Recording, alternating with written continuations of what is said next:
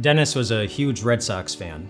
You may remember that back in 2004, the Boston Red Sox baseball team came back from a 0-3 deficit against the New York Yankees, their heated rival, in a playoff series, the winner of whom would go on to play in the World Series. And Dennis ended up getting tickets to Game 7 of that series, the final clinching game, which was in the city of Boston.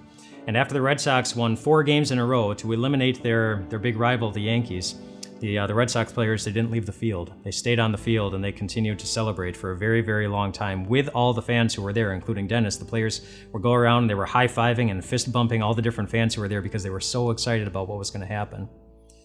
Dennis ended up watching the Red Sox win the World Series that year from a tent in Iraq.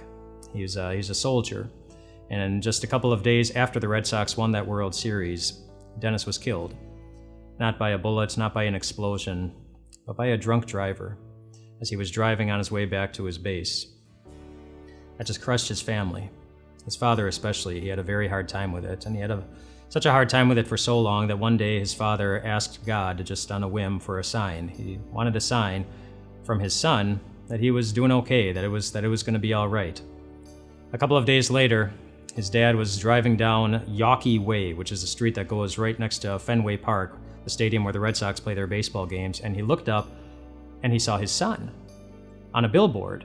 It was a picture of him knocking knuckles with one of the Red Sox players. It was a picture that was taken that day at Game 7, the game that he attended. His dad asked for a sign, and he got one. Literally.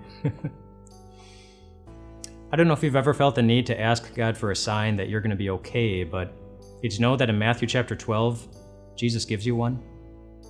So people were around Jesus and they were asking him for a sign, for some kind of proof that he was worth believing in, and this is what he said. He said, "But none, no sign, will be given except the sign of the prophet Jonah.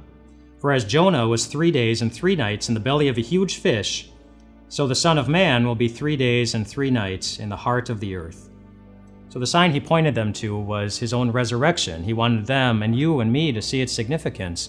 Those 3 days in the grave were a sign that even God knows what it's like to live in a world where it sometimes looks like all your hope has disappeared.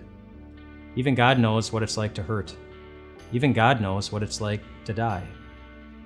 But then Easter came, when God gave us a very clear sign that